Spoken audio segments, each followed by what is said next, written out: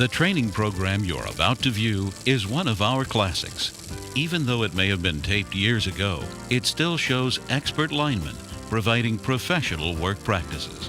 Make it a point to always follow the established work practices of your company to help in your safety and the safety of your coworkers.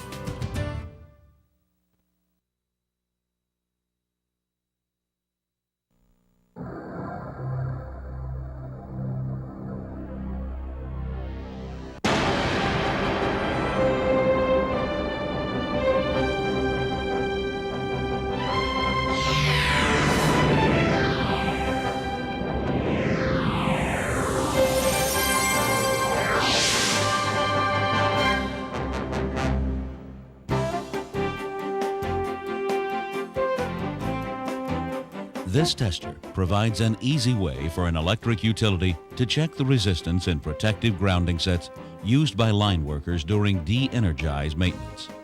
Thoroughly read and understand the instructions provided with it. This videotape is not a substitute for the instruction manual.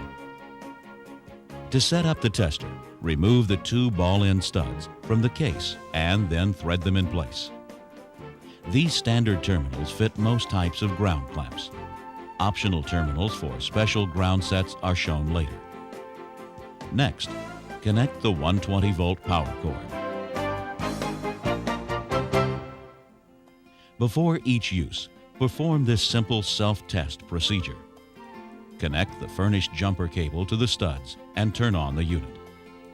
Place the input select switch in the fixed position and turn off the continuous test switch.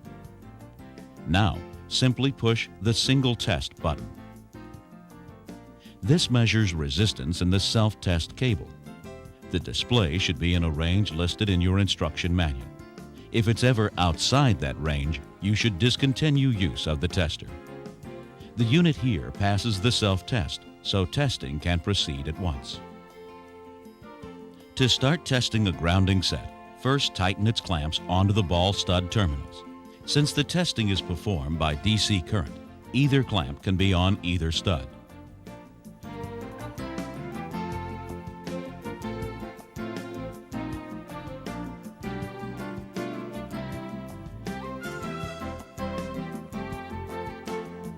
Now, turn on the tester and notice the display's readout. It first shows one basis for the test: the voltage permitted across the man, factory preset at 50 volts.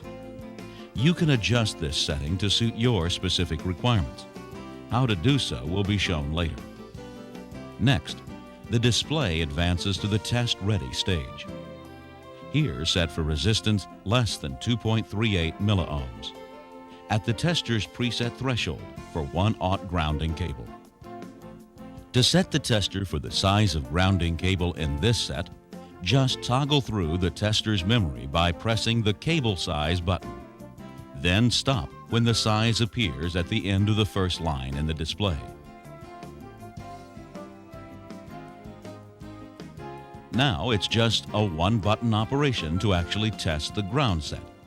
Just press the single test switch.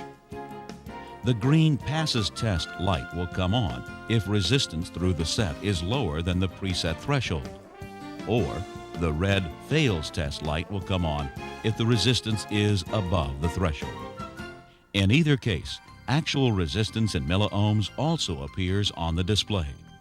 If it's too high, the tester can help isolate the trouble spot. To begin troubleshooting, turn on the continuous test switch and move the input select switch to the probe position. Then plug in the probes and take resistance readings across each contact interface. First, from the attachment stud to the clamp body.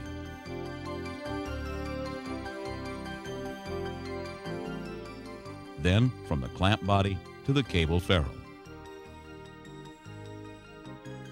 While the probes are checking each connection, the resistance measured appears at the bottom of the display. The preset threshold appears on the top line of the display, as in the single test mode. Continue probing the cable set from one ferrule to the other, taking note of the resistance readings. Also, repeat the troubleshooting process on the other clamp connections.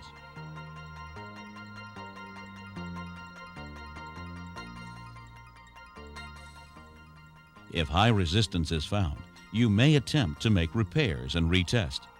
But the tester cannot be used to detect problems within the cable stranding away from the ferrules. That's because those problems often are intermittent, depending on how the cable is flexed. The tester accommodates most types of grounding clamps, including the popular Chance ball socket clamps. They fit right on the ball stud terminals for full electrical contact, just as they do in the field. For other special grounding sets, optional terminals include this straight stud for testing this type of cable set.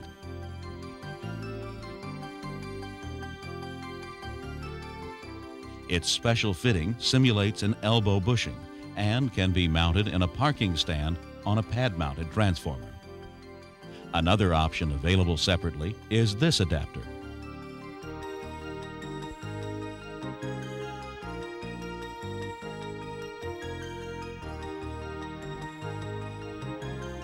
It accepts the orange jacketed elbow on special temporary grounding sets for underground gear.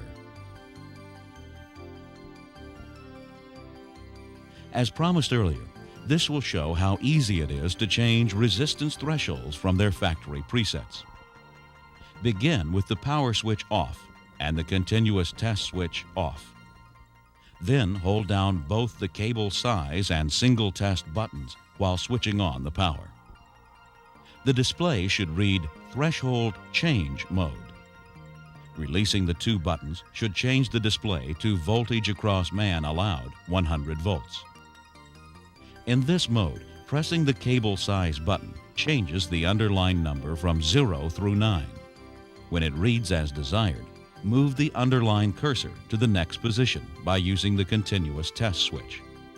Repeat the process until the required level appears.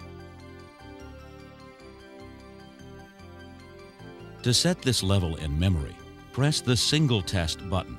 In this example, the tester now automatically adjusts the threshold for each cable size based on allowing 75 volts across the worker.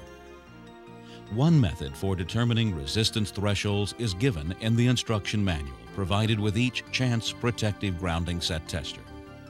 Thoroughly read and understand it. This videotape is not a substitute for the instruction manual. This program has been presented by Hubbell Power Systems, a family of companies serving utilities for more than 100 years. You know us as Anderson for tools and connectors, Chance for tools, construction, switching, and protection products, Keyright for power cable, Hypotronics for test equipment, and Ohio Brass for insulators and arresters. Great names in the utility industry working together as Hubbell Power Systems to bring you quality electrical products.